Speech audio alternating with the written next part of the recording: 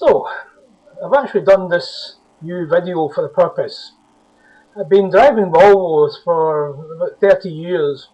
And I want to draw attention to some of the problems that Volvo have, the common faults of driving with a Volvo.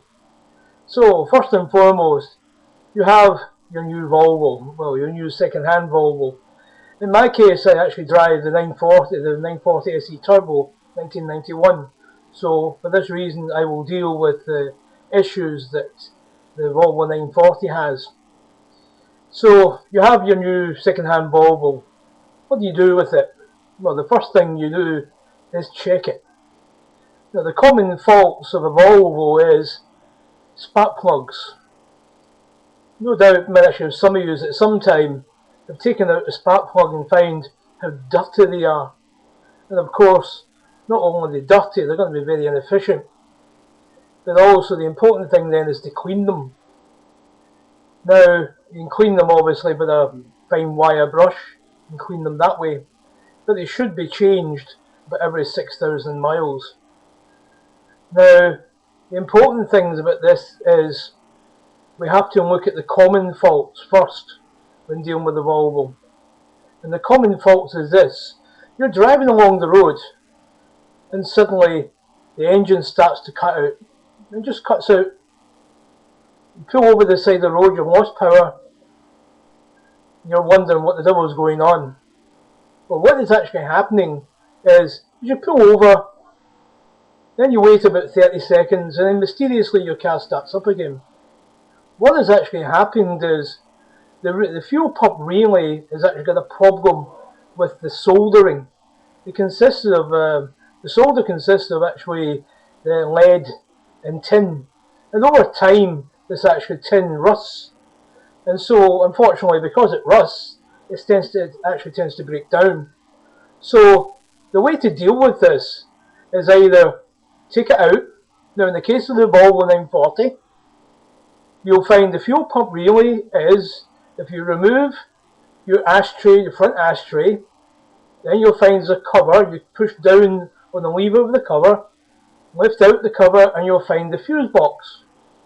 Well, you'll see the fuse box, but the best way of seeing the relays is to remove the two screws that you can see at your cigarette lighter. You'll probably find there's a cover over the part where the cigarette lighter is. Just simply remove it and pull it away. So just pull it off, and then you'll find the two screws, two crosshead screws. Remove these screws, and then you'll be able to lift out your that little black box with the cigarette lighter attached. Just put it over to the side. Now you can see your relays. Now, I won't bother actually dealing with actually which relay is which, because all you have to do is simply go on Google it, and you'll find actually on the Volvo forum, and which I'm a member of the Volvo forum. I am danielm85948, but I'm old, I do that as well. But the important thing about it is we have to look at these problems. If you have problems like that where the engine simply cuts out and you try to start it right away, leave it and wait about 30 seconds and start again, and yes, it'll probably actually start up. But remember, you can't keep doing that. You really have to deal with it, and that means take out that relay and change it, or if you want, you can try and repair it. But given the part that in Scotland, where I am, the cost of the relay is only £15. So I would think, obviously, what you should do is just simply change it.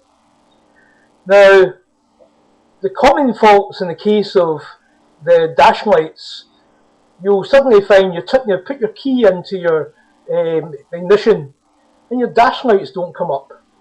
Where the problem there lies is it's actually due to the solder in your instrument cluster. Now, all you have to do is simply remove the footwell, the driver's footwell. Just actually three hex screws. Remove that, and then you can lay down your back and look up towards the dash.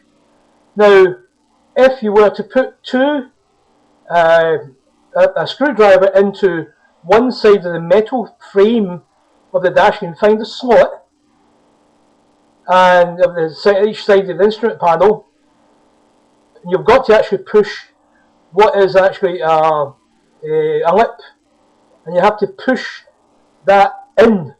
But the trouble is, it's very hard to do. I find it easier to simply push it in at the top with one screwdriver and look up underneath, and you're able to see where the screwdriver is, and simply pull back, pull the slot back, and then lift out. You only have to lift out one side, then you can pull it out. Now you're then subjected to 4 hex screws which hold your instrument panel.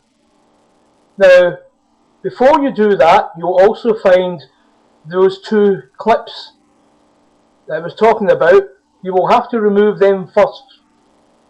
So they're actually hex screws. The same hex screws is actually on your dash.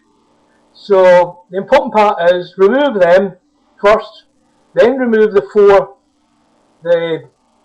4 hex screws. Now, if you are a turbo, as I have, what you'll have to do first is just about 10 inches down from the instrument panel is you'll find a little rubber hose coming down from the dash. In order to take it off, you follow it down about 10 inches down in the driver's footwell. You'll find you can pull it apart. So simply pull the rubber hoses apart at the join only. Do not try to take the rubber hose off at your instrument panel. It will break. It's only made of plastic. That little join is only made of plastic. So you're pulling it off at the joiner, which is the 10 inches down from the rear of the instrument panel. So once you've pulled that off, now you lift it out. Now carefully, you can actually just move it out. You'll find you will have to remove each of those leads that clips in. Remember, they're clips. You have to push the clips back in order to pull out the plugs from the rear of your instrument panel.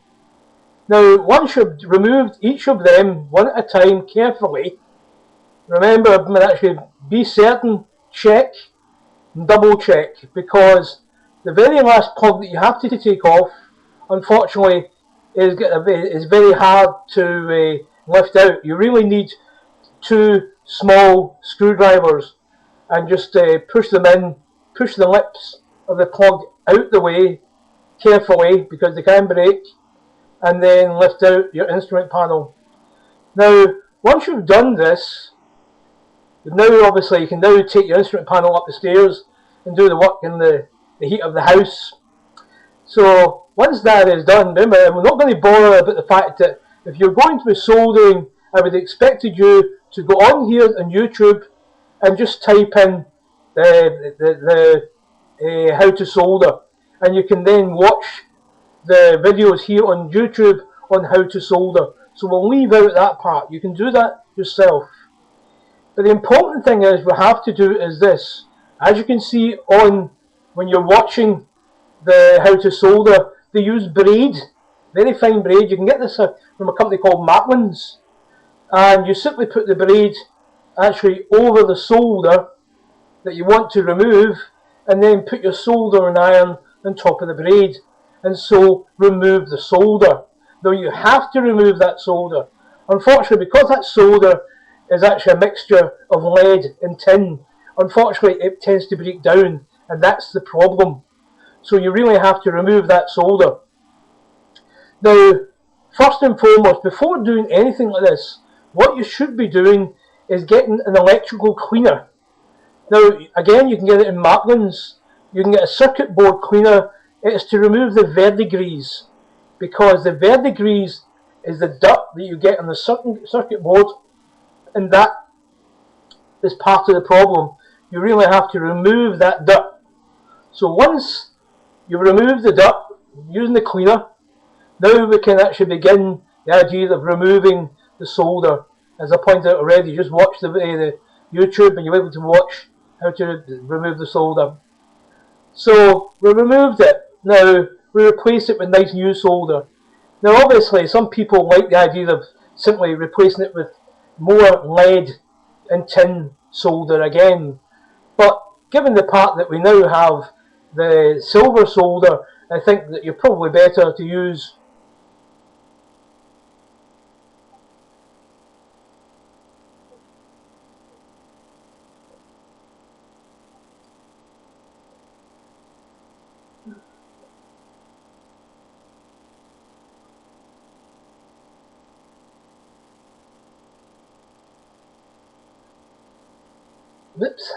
you're probably better to actually use, I don't know what happened there, the computer went out, but you're probably better to use actually silver solder to resolder, and obviously do it carefully. Make sure that the solder doesn't spill onto the rest of the circuit board. So try to use very fine the tips on your soldering iron. So the important thing is, once you've done all this, remember you have to do all of the soldering bits that matter, because unfortunately the common fault is it's only some of them that actually have that problem. Again, if you watch again on YouTube, you'll see actually on YouTube it deals with the issue of removing your circuit board. So we'll not bother about that part, you can watch that yourself. So now you've done this and you replace this, you'll find when you put the key back in, we should now have your instrument panel lights back on. Now all this nonsense, especially I've read, especially on the forum, the Volvo forum, which is a lot of American problems, they don't seem to have the sort of things we get here. They don't seem to be, but maybe they're not bothering to watch YouTube. But the important thing then is very simple. Here is where most of the problems lie with the instrument panel. So we'll deal with it, so we have to deal with that. Now, obviously now we've put back our instrument panel, we've done all this, and we put the clips back in, of course the screws back in, and then put everything back on again. Now, we really should be looking, remember this is an old car, it's been doing a lot of things in its years. We really have to check, especially because if we don't know anything much about the engine, then learn first before you do any of this. It's important to understand the reasons why an engine works. If we look at the reason why it works, first and foremost, we turn the key. Now what happens when we turn the key? Well, obviously we get instrument panel lights on. Now we turn the key that's on to second position, we go over to third position to turn the engine. Now quite clearly what then happens is the power is then going to the solenoid for the starter motor, but there's also the power going to the alternator as well. So it's important to keep these connections clean. And obviously if you're going to work in these connections, disconnect the battery first. But be aware, if you have one of those, if you have a radio that you need the code, don't disconnect the battery unless you know the code. Otherwise you'll have to contact the Volvo dealership, give them a registration number, and they will give you then the code for the car. So if you've done that yourself, you don't know how to get the code, that is how you have to do it. So the important thing now is we have the situation, well, can we make the car go better? Yes, we can. Now the first thing we actually do, first and foremost, is check the plugs. So take them out one at a time. Don't take them all out, because it's too easy to mix them up. But the firing order, actually for the Volvo, well, the 940 Volvo, as in most cars, is 1, 3, 4, 2. The number one cylinder is the front of the car, not as some people call it, the rear of the car, the back of the bulkhead. It's the front, not the rear. So you have to get the firing order correct. So we've checked each of the plugs, we've cleaned them, we've set the gap. Remember, you have to really set the gap in these plugs. So once we've done all that,